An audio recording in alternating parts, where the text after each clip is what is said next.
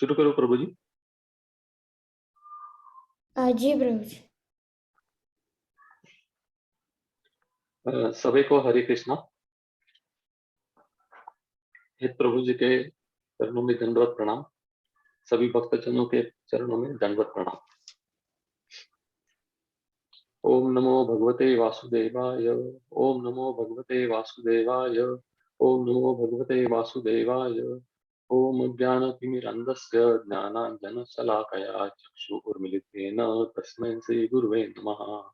नमः ओम विष्णुपादाय कृष्णप्रेष्ठाय भूतले श्रीमते भक्तिवेदांत स्वामी इति नामिने। नमस्ते सरस्वती देवे गौरवाणी प्रचारिणे निर्विशेष शून्यवादी पाश्चात्य देशतारिणे। जय श्री कृष्ण चैतन्य प्रभु नित्यानंद श्री अद्वैत गदाधर श्रीवासादि गौरभक्त वृंद। हरे कृष्ण कृष्ण कृष्ण हरे हरे, हरे राम राम राम हरे हरे। हरे कृष्ण।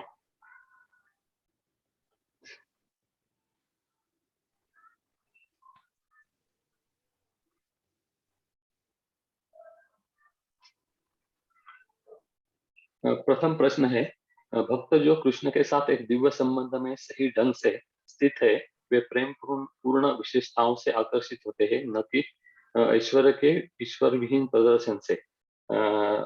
तात्पर्य 11.8 इस कथन को भगवत गीता अध्याय 11 के संदर्भ में समझाइए।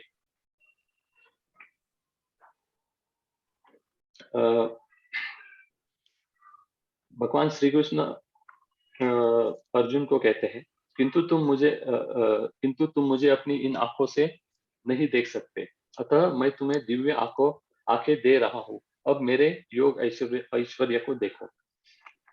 तो यहाँ पर अर्जुन को दिव्य दृष्टि दी गई भगवान द्वारा, ताकि वो उनका विश्व रूप का दर्शन कर सके। परंतु हम विविध आध्यात्मिक स्तरों की व्याख्या करें तो इसमें सर्वसामान्य व्यक्ति जो भगवान को प्रकृति से उत्पन्न हुआ मानता है, उसके ऊपर ऋषिगण रहते हैं, वो भगवान को निर्विशेष ब्रह्म के रूप में जानते हैं। और सर्वोच्च जो स्तर है वो है भक्त का। तो यहाँ पर अर्जुन जो विश्व रूप देखना चाहते थे, वो वास्तविक में उनकी खुद की इच्छा नहीं थी, परंतु वो भगवान श्री कृष्ण के सिद्धांत वचनों को सिद्ध करने के लिए ये विश्वरूप देखना चाहते थे। और दूसरा कारण भी था, जो भविष्य में जो भी कोई लोग आएंगे वो खुद को भगवान समझ के लोगों को कहेंगे कि मैं भगवान हूँ। इसीलिए हम उनको पूछ सकते हैं कि आप भगवान है तो विश्वरूप दिखाइए। इसीलिए अर्जुन ने वास्तविक जो भगवान का विश्वरूप दर्शन की याचना की थी। तो अभी अर्जुन तो शुद्ध भक्त थे, तो इस सर्वसामान्य व्यक्तियों को इस बात का ज्ञान देने के लिए उन्होंने विश्वरूप प्रकट करने की इच्छा भगवान के सामने व्यक्त की। वास्तविक में हर कोई शुद्ध भक्त पूर्ण प्रेममय संबंध में रहता है। तो अर्जुन तो उसी स्तर पे थे। तो हम व्रज में देखेंगे तो गोप बालक जो है वो श्री कृष्ण के साथ सदैव मैत्रीपूर्ण संबंध से प्रेम का आदान प्रदान करते थे। वो सदैव साक्ष्य रस का आदान प्रदान करते थे। उन्होंने भगवान की बहुत सारी अद्भुत लीलाएं भी देखी थी, परंतु उन्होंने उनकी कभी इच्छा नहीं हुई कि वो उन्हें भगवान के रूप में देखे, भगवान के रूप में देखे। उसके लिए वो सदैव साक्ष्य भाव में रहते थे और साक्ष्य रस का आदान प्रदान करते थे। तो एक शुद्ध भक्त हमेशा भगवान का जो भगवान रूप में ही देखने की इच्छा करता है, उसे दूसरा कुछ नहीं चाहिए होता है। तो यहाँ पर हम देखेंगे कि भगवान का विश्व रूप है, चतुर्भुज रूप है या द्विजभुज रूप है। अर्जुन तो स्वयं भक्ति के स्तर पे थे और उनको जो विश्व रूप दिखाया गया है, वास्तविकता में हम यह कह सकते हैं कि उनको जो दिव्य दृष्टि दी गई थी, वो उसका एक्चुअली डिग्रेडेशन था, मीन्स नीचे नीचे स्तर की दृष्टि भगवान ने उनको दी थी, क्योंकि भगवान तो अर्जुन तो स्वयं भक्त के भक्त के स्तर पर विराजमान थे। उनको भगवान का सिर्फ मित्र के रूप में वो देखते थे। तो भगवान ने अर्जुन को अपना विश्व रूप देखने के लिए आवश्यक शक्ति प्रदान की, क्योंकि वे जानते थे कि अर्जुन इस रूप को देखने के लिए विशेष इच्छुक न था, जैसा कि हम यहाँ पे अभी देखा। तो ये पहला प्रश्न हुआ। दूसरा प्रश्न है अध्याय 11 श्लोक नंबर 33, 34 श्लोकों और अभिप्रायों के संदर्भ में कृष्ण के निमित्त बनने के अपने अनुभवों की चर्चा कीजिए। तो विश्व रूप देखने के बाद अर्जुन ने देखा, सब भविष्य देखा, ये युद्ध में क्या होने वाला है, कौन कौन मरने वाले हैं। तो अर्जुन ने मन में प्रश्न आया अर्जुन के। तो आप ये सब उनको आपने पहले ही मार दिया है, उनका वध कर दिया है, तो आप मुझे इस युद्ध में किस लिए धकेल रहे हो? आप मुझे ये युद्ध क्यों करने के लिए कह रहे हो? तो इसमें भगवान अर्जुन को कहते हैं, लड़ने के लिए तैयार रहो और यश अर्जित करो, अपने शत्रु को जीतकर संपन्न राज्य का भोग करो। ये सब मेरे द्वारा पहले ही मारे जा चुके हैं। और हे सव साची, तुम युद्ध के केवल निमित्त मात्र हो सकते हो। तो यहाँ पर हम भगवान जो है वो अर्जुन को गौरव प्रदान कर रहे हैं कि तुम एक निमित्त मात्र ही हो, मैंने तो सब कुछ कर दिया है पहले से, तो तुमको सिर्फ निमित्त मात्र होके मेरी इच्छा के लिए युद्ध करना होगा। तो इसके बाद फिर से अर्जुन के मन में एक प्रश्न आता है, क्या मैं उन सभी को मार पाऊंगा? क्या मेरे पास ऐसी शक्तियां है?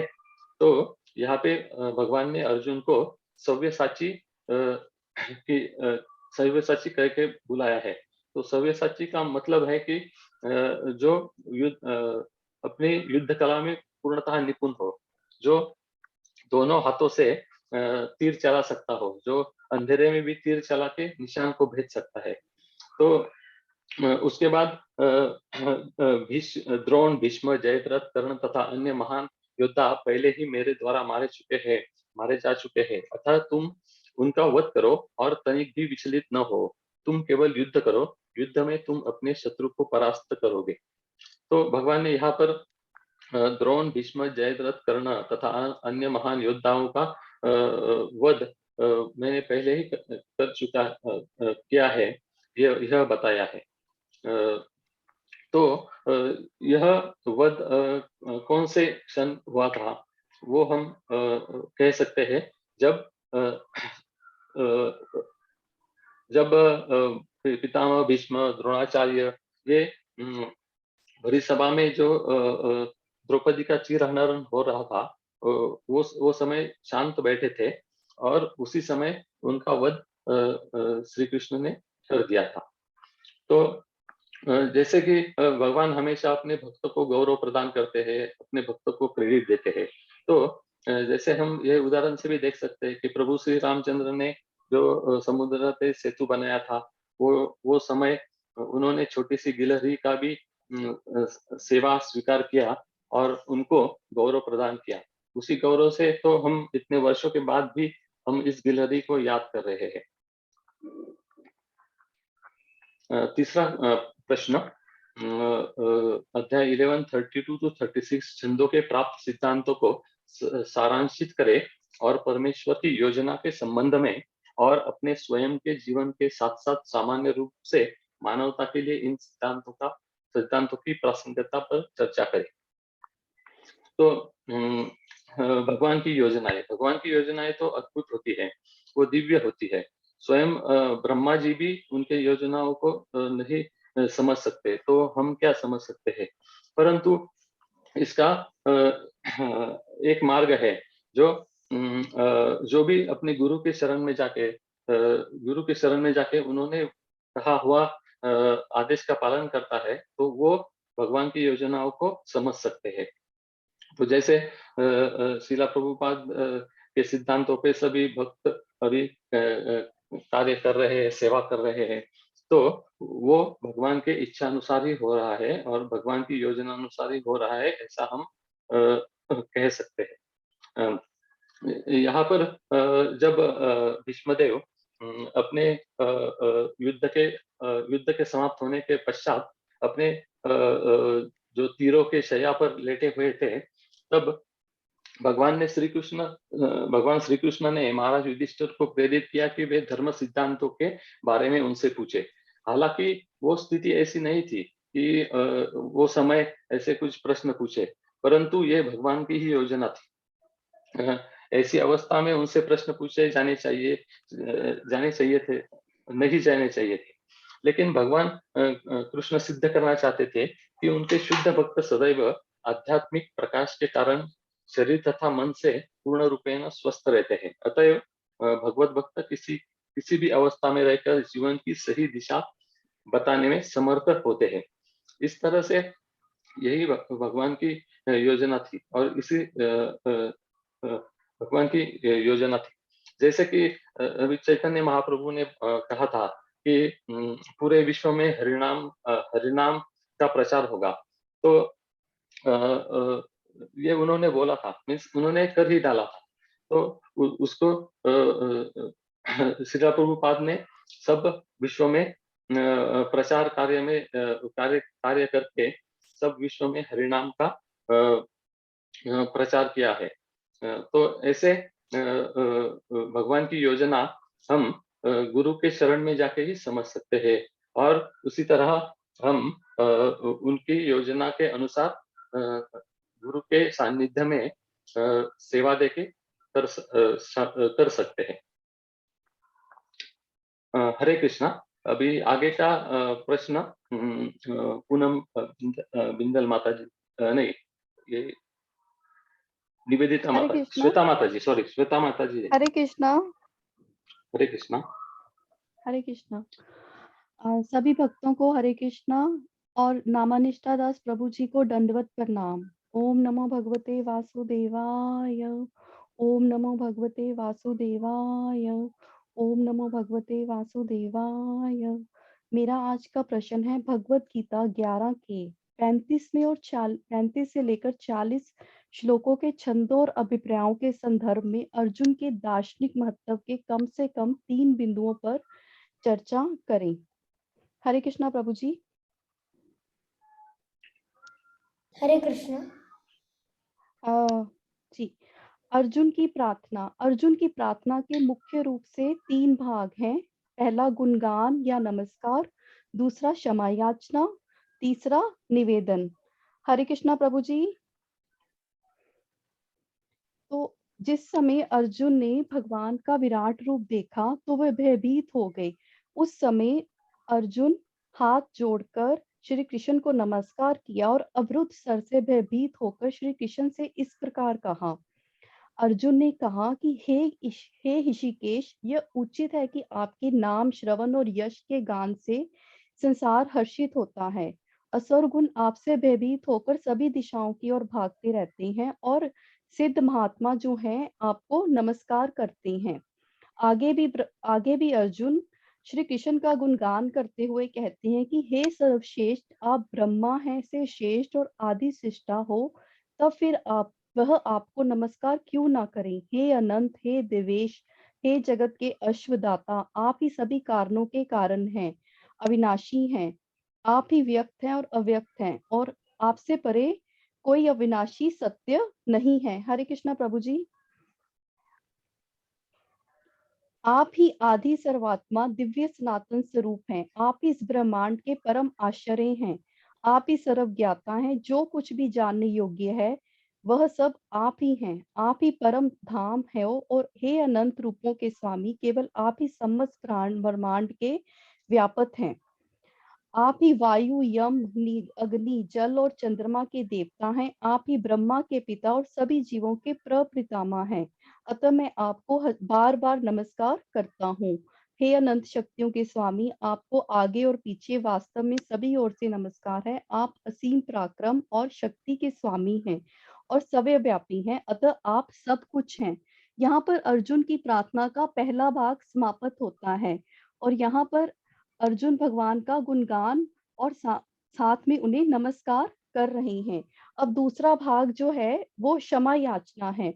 तो अर्जुन भगवान से क्षमा याचना करते हुए कहते हैं कि उपेक्षित भाव से प्रेम वश होकर यदि उपहास करते हुए मैंने कई बार खेलते हुए, विश्राम करते हुए, बैठते हुए, खाते हुए और अकेले में या अन्य लोगों के समक्ष आपको कभी कभी कभी अनादर किया है, तो उन सब अपराधों के लिए हे चैतन्य मैं आपसे क्षमा याचना करता हूँ।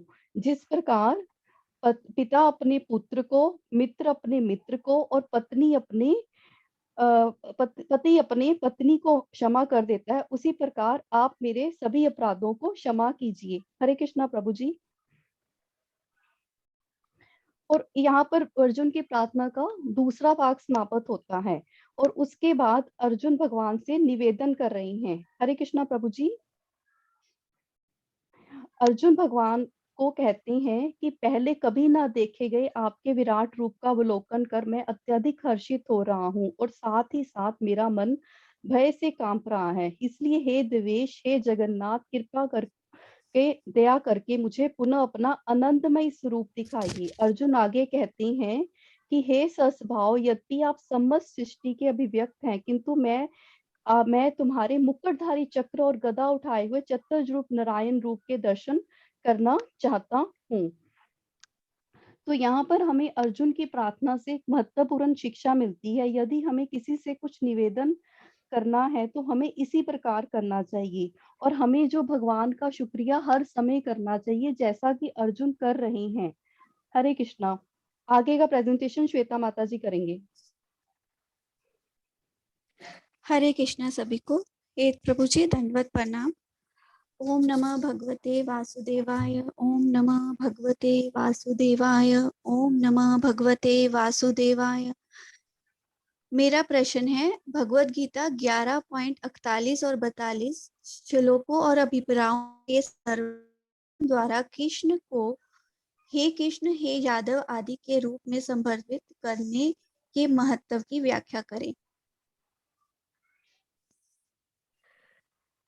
इस श्लोक में अर्जुन भगवान को बताते हैं, भगवान से क्षमा याचना करते हुए बोल रहे हैं कि आपको अपना मित्र मानते हुए मैंने पूर्वक आपको हे कृष्ण, हे यादव, हे प्रिय मित्र कहकर संबोधित किया, क्योंकि मुझे आपकी महिमा का ज्ञान नहीं था। उपेक्षित भाव से और प्रेमवश होकर यदि उपहास करते हुए मैंने कई बार खेलते हुए, विश्राम करते हुए, बैठते हुए, खाते हुए, अकेले में या अन्य लोगों के समक्ष आपका कभी अनादर किया हो, तो आप उन सब अपराधों के लिए हे अचिंत्य मैं आपसे क्षमा याचना करना चाहता हूँ। क्योंकि हम सभी जानते हैं कि अर्जुन और कृष्ण भगवान जो बहुत जिसे हम आजकल की लैंग्वेज में बेस्ट फ्रेंड बोल देते हैं वैसे थे, और वो लोग अर्जुन श्री कृष्ण के बुआ के बेटे भी थे, तो उनमें बहुत घनिष्ठ मित्रता थी। तो उस मित्रता में हम जैसे एक दूसरे को उनके सर नेम से बुला लेते हैं या कोई और नाम रख देते हैं। तो इन श्लोकों के द्वारा जब भगवान अर्जुन कृष्ण का विश्व रूप देखते हैं तो उन्हें ज्ञात होता है कि सभी देवी देवता तक भी भगवान को प्रणाम कर रहे हैं और मैं तो उनके सामने कुछ भी नहीं हूँ, और मैंने अपनी भूल वश से उनको, भगवान को कब कब क्या क्या नहीं बोला होगा। तो वो इन सब कामों के लिए उनसे क्षमा याचना मांगते हैं। जैसे कि पहले भी इस अध्याय के श्लोक 24 में उल्लेख किया गया है कि जब प्रेम प्रगाढ़ हो जाता है तो प्रेमी प्रियतम की औपचारिक पदवी को भूल जाता है। इस प्रकार से अर्जुन श्री कृष्ण के साथ व्यतीत किए गए गहन मित्रता के अविस्मरणीय क्षणों के आनंद में निमग्न होने के कारण उनकी सर्वोच्च स्थिति से अभिन्न थे। श्री कृष्ण का विश्व रूप देखकर अर्जुन जान कि भगवान केवल उनके मित्र और अंतरंग सखा ही नहीं है, बल्कि परम पुरुषोत्तम भगवान भी है, जिनका देवता गंधर्व आदि श्रद्धा युक्त होकर आदर सत्कार करते हैं। इसलिए वह यह सोचकर शोक व्यक्त करते हैं कि उन्हें केवल अपना मित्र समझकर उनका अनादर करने की भूल हो गई है। प्रतिष्ठित और सम्मानित व्यक्तियों के प्रति आदर प्रकट करने के लिए हम उनका प्रथम नाम कभी नहीं लेते, जबकि अर्जुन उनको यादव कहकर संबोधित करते हैं। इसलिए अर्जुन व्याकुल हो जाते हैं कि उनसे घनिष्ठता के कारण न अपनी पद प्रतिष्ठा को श्री कृष्ण के समतुल्य समझा और इसी कारण उन्हें स्नेहपूर्वक संबोधनों, मेरे मित्र, मेरे सखा और हे कृष्ण जैसे संबोधनों से पुकारा। अतः वह अपने उन सब कृत्यों के लिए भगवान से क्षमा याचना करते हैं और उनसे भगवान श्री कृष्ण के व्यक्तित्व की दिव्यता की विस्मृति के कारण किए। हरे कृष्णा। अब आगे का प्रश्न पनम वर्मा माता जी बताएंगे। हरे कृष्णा। मेरा सभी को हरे कृष्णा। मेरा प्रश्न है कि भगवान कृष्ण को दो हाथ के रूप में भगवान के रूप मूल रूप में क्यों माना जाता है? उनको अन्य सभी रूपों और अवतारों का स्रोत क्यों माना जाता है? तो जिन भगवान से हम भगवत गीता का ज्ञान ले रहे हैं, वे कृष्ण है कौन? वे तो भगवान है, लेकिन कैसे, ये हमें सिद्ध करना है। तो L1.46 में अर्जुन जी कृष्ण से कहते हैं, हे विराट रूप, मैं आपके मुकुटधारी चतुर्भुज रूप का दर्शन करना चाहता हूँ। इस श्लोक में हमें पता चलता है कि अर्जुन को पता है कि कृष्ण ही आदि भगवान है, अन्य सारे रूप उन्हीं से प्रकट होते हैं। विश्व रूप भी अर्जुन की प्रार्थना पर श्री कृष्ण ने उन्हें दिखाया था, जिससे आगे अगर कोई अपने आप को अवतार कहे तो लोग उससे पूछे कि तुम अपना विश्व रूप दिखाओ, हमें दिव्य दृष्टि दो।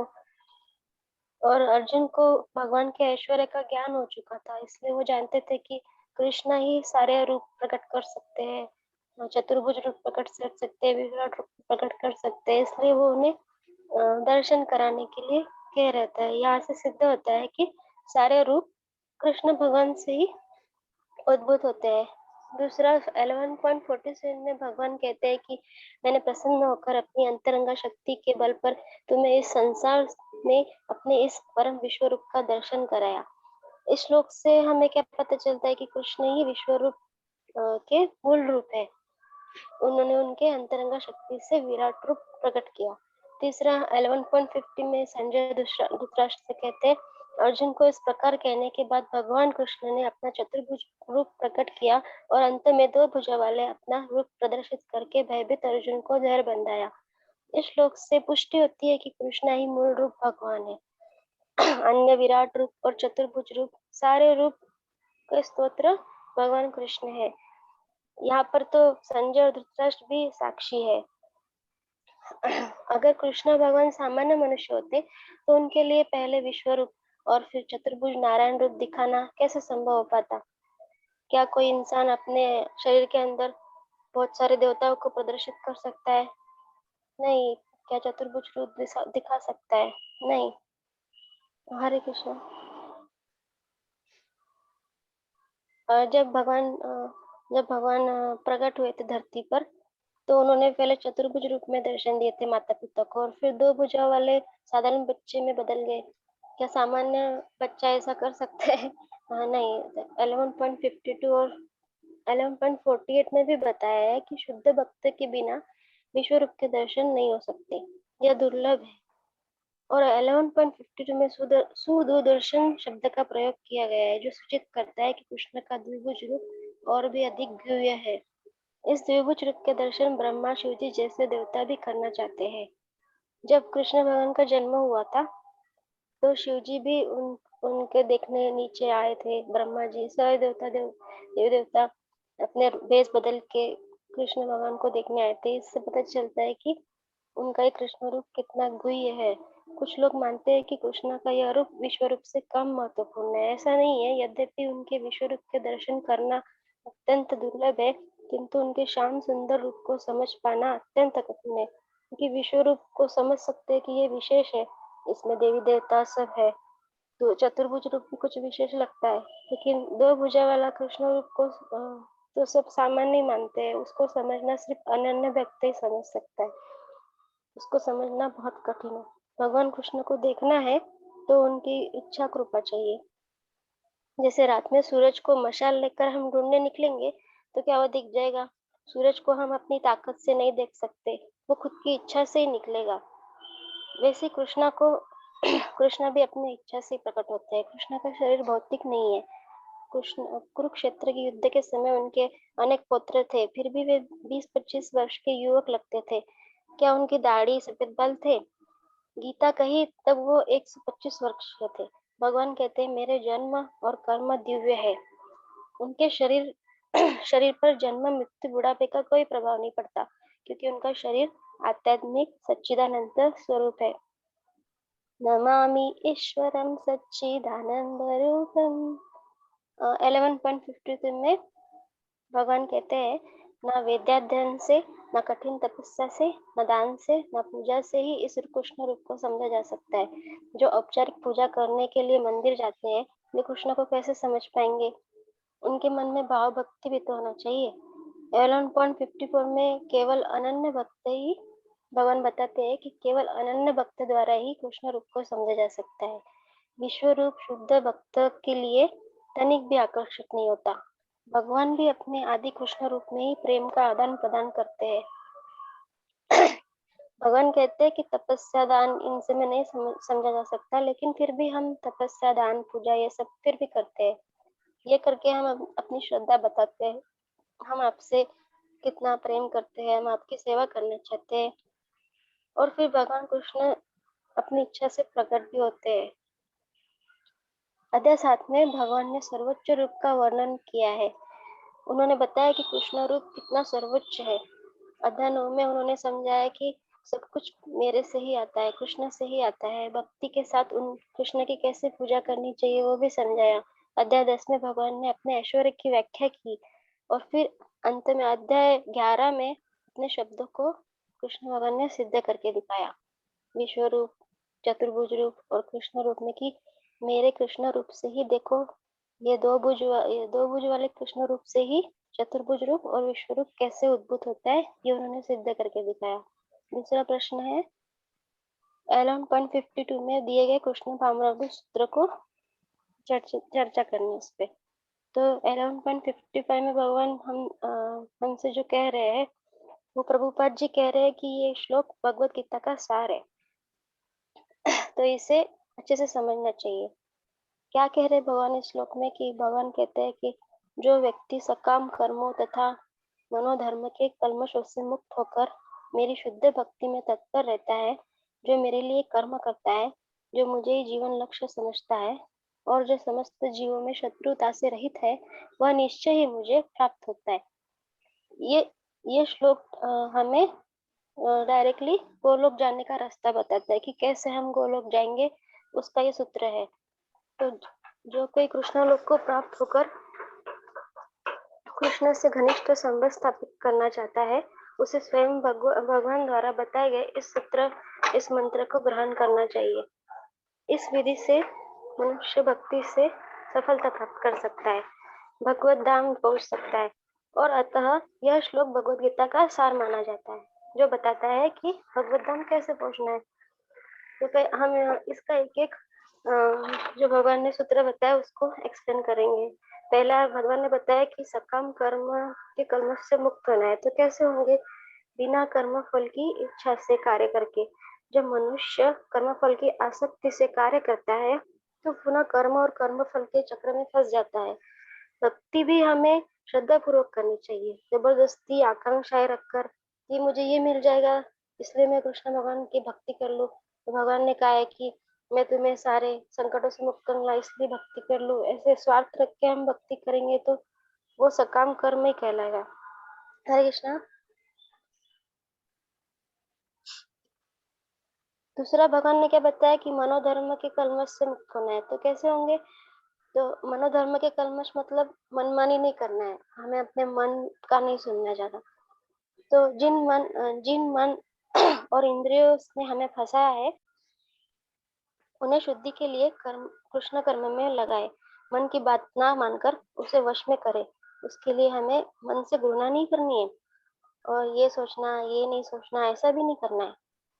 बस जब मन कहे कि ये करना है, ये गलत काम करना है, ये सोचना है, तो उस क्रिया को आगे ढकेल दे। मन से कहे हाँ हाँ ठीक है करेंगे, एक बार 16 माला जप कर लो, फिर मन से इतना मन अगर माला भगवान का नाम सुन लेगा तो उसमें इतना दम ही नहीं रहेगा कि वो किसी की निंदा करे, कोई गलत कार्य करे। उदाहरणार्थ जैसे नामाचार्य हरिदास ठाकुर जी ने किया। जब वैश्य आई थी उनके पास भोग करने की इच्छा से, तो उन्होंने कहा हाँ ठीक है जपा कर लो पूरा, फिर जो तुम चाहते हो वो करेंगे। ऐसे तीन तीन दिन उन्होंने बिता दिए। जब वैश्या हरिनाम सुनते सुनते भक्त बन गई, क्योंकि वो जब सुन रही थी ना, ऐसे मन को कहे हाँ करेंगे करेंगे और मन को नाम जब सुनाए, वह भी भक्त बन जाएगा। यह संघर्ष हमें करना ही पड़ेगा। मनोधर्म के कल्मशों से मुक्त होने के लिए क्रोध, लोभ, अहंकार, ये सारे कहाँ है? ये सारे मन में है, दिक्कतें सारी मन में है। और जैसे हॉस्पिटल में तन का इलाज होता है, तो मन का इलाज तो कौन करेगा? हमें ही करना पड़ेगा। इसलिए उसे वश में करने के लिए उसे एक छोटे बच्चे की तरह बहलाना पड़ेगा, फुसलाना पड़ेगा, जब भी वो काबू में आ सकता है। हम गलत कर्म क्यों करते हैं? पहले हम प्रकृति के गुणों को चुनते हैं, फिर वे गुण हमारे को चुनते हैं, जैसे हमारे कार्य को चुनते हैं। जैसे हम कुछ राशि देख रहे सुनते हैं, तो वह भी बड़े चाव से देखते हैं, सुनते हैं। अगर हम कोशिश करें यह कार्य तो हमारे कार्य भी तो रजोगुनी होंगे ना, जैसे हम देखेंगे सुनेंगे। अगर हम कोशिश करें कि यह कार्य हम नहीं करना चाहते, पर अंदर हमने रजोगुण भर रखा है, तो ना चाहते हुए भी हम वो कार्य करेंगे। इसलिए आरंभ में ही अपने इंद्रियों को वश में करके रखे, अच्छा सुने, अच्छा देखे।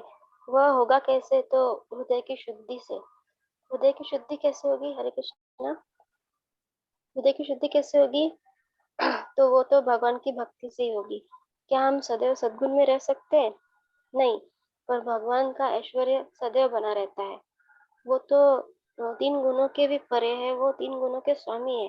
अतः उनकी भक्ति ही हमारे हृदय को शुद्धि प्रदान कर सकती है और इन गुणों के वश से बाहर निकाल सकती है। जैसे कमल कीचड़ में रहता है, पर मोम के आवरण के कारण कीचड़ से लिप्त नहीं होता, उसी तरह भक्त कृष्ण भावनामृत के कारण प्रकृति के तीन गुणों के वश में नहीं होता। मन, बुद्धि, इंद्रिय सब कुछ भगवान में स्थिर हो तो पूर्ण ज्ञान होता है। समुद्र में जैसे कोई लहर आती भी है तो समुद्र विचलित नहीं होता, वैसे ही भक्त के मन में कोई इच्छा आती भी है गलत, तो वो विचलित नहीं होता। हाँ ठीक है देखेंगे, वो उस पर ज्यादा ध्यान नहीं देता। तीसरा भगवान क्या कह रहे हैं कि कृष्ण की भक्ति में कैसे तत्पर रहना है। कृष्ण की भक्ति में तत्पर रहना है तो कैसे रहेंगे? हमें अपने इंद्रिय, मन, बुद्धि को, शरीर को श्रवण, कीर्तन, स्मरण, पाद सेवन, अर्चन, वंदन, दास्य, साख्य, आत्म निवेदन, भक्ति के इन 9 साधनों में लगाए रखना है। नास्तिक लोगों को तो कृष्ण के नाम जप में भी आकर्षण नहीं रहता। जिसकी पाटी साफ हो उस पर कृष्ण लिखना आसान होता है, पर जिसकी पाटी पर बहुत कुछ लिखा है तो उसको समझाना बहुत कठिन होता है। जैसे मायावादी, निराकारवादी, इनको सिखाना बहुत कठिन होता है, लेकिन जो सादा सुधा मनुष्य है जिसको कुछ ज्ञान नहीं है, उसको सिखाना, कृष्ण भक्ति सिखाना बहुत आसान होता है। चौथा, इसलिए ऐसे ये 9 विधियों का पालन करके हम शुद्ध भक्ति में हमेशा तत्पर रह सकते हैं। चौथा, कृष्ण भगवान कहते हैं कि कृष्ण के लिए कर्म करें। तो कैसे करेंगे? अपने हर कर्म के फल को कृष्ण को अर्पित करके। फल के प्रति आसक्ति, माता जी पीछे एक मिनट, फल के प्रति आसक्ति ना हो। जो भी बच्चे उसे प्रसाद रूप में ग्रहण करें, क्योंकि हमारे घर के स्वामी हम नहीं है, भगवान है। भले ही हमने बहुत कुछ मेहनत की है इसे बनाने में, लेकिन कर्म फल को भगवान को समर्पित करना होगा। जो भगवान के लिए कार्य करेगा वह मुक्त है, जो अपने लिए कार्य करेगा वह बन जाएगा। सब कुछ भगवान की खुशी के लिए करे, जो भगवान कर रहे हैं वही करने से भगवान हम पर प्रसन्न होंगे। ऐसे करके हम कृष्ण के लिए कार्य कर सकते हैं। हरे कृष्ण। हरे कृष्ण। पांचवा, भगवान क्या कह रहे हैं कि कृष्ण को ही जीवन का लक्ष्य बनाए। तो कैसे बनाएंगे? शुद्ध भक्त के लिए जीवन का एक ही लक्ष्य होता है, कृष्ण भगवान की सेवा करना। फिर वो जहाँ भी रहे, उन्हें मोक्ष की भी कामना रहती, नहीं रहती, वृंदावन में जाने की कामना नहीं रहती, वो जहाँ भी जाए वहाँ पे उसको सिर्फ भगवान की सेवा मिल जाए, यही उसका लक्ष्य होता है। तो ऐसे करके हम अपने जीवन के लक्ष्य को कृष्णा में लगा सकते हैं। छठवां भगवान क्या कहते हैं कि प्रत्येक जीव से शत्रु भाव से रहित कैसे रहेंगे। शत्रु भाव से रहित रहना है तो कैसे रहेंगे, अपने भाव को वश में करके। भाव वश में होने से हमारी इंद्रियां, मन, वाणी, शरीर वश में रहते हैं। राग, द्वेष, आकर्षण जैसे गलत भाव से हमें बचना चाहिए। किसी के प्रति मन में शत्रु भाव नहीं होना चाहिए। विदुर रानी प्रेम भाव से दिए छिलके विदुर रानी के प्रेम भाव से दिए छिलके भगवान ने खाए। क्या भगवान भूखे थे? नहीं, भगवान के पास सब कुछ है, पर भक्ति तो भक्त के पास ही है ना। भक्ति भाव से दिया कृष्ण स्वीकार करते हैं। भक्ति भाव तो सिर्फ भक्त के पास है। तो भाव का महत्व भगवान ने भी समझाया। हम कृष्ण को भोग लगाते हैं कि भगवान खाए ना खाए, हम जरूर खाएंगे। अगर इस भाव से हम भोग लगाएंगे तो क्या भगवान भोग स्वीकार करेंगे? मन में भक्ति भाव भी तो होना चाहिए।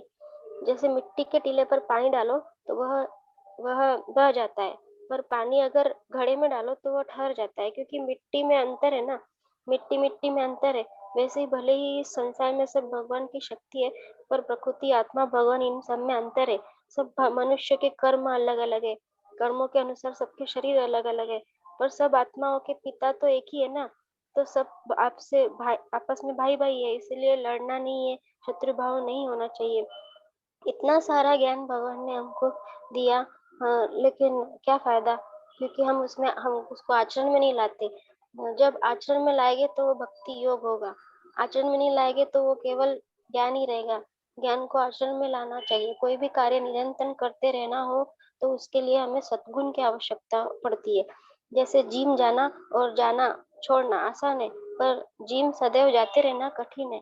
भक्ति में सफलता प्राप्त करने के लिए 11.55 में बताए गए इन विधियों को पालन निरंतर करते रहना चाहिए। तभी हम जो भगवान भगवत गीता का सार हमें बता रहे हैं कि कैसे गोलोक आना है, वह हम कर पाएंगे। हरे कृष्णा। वांछा कल्पतरुभ्यश्च कृपा सिन्धुभ्येव च पतितानां पावनेभ्यो वैष्णवेभ्यो नमो नमः। हरे कृष्णा।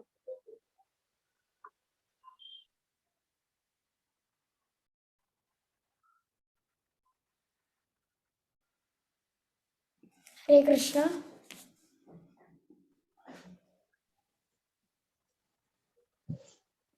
हरे कृष्णा। हरे कृष्णा। यस, हाँ। हरे कृष्णा प्रभु जी।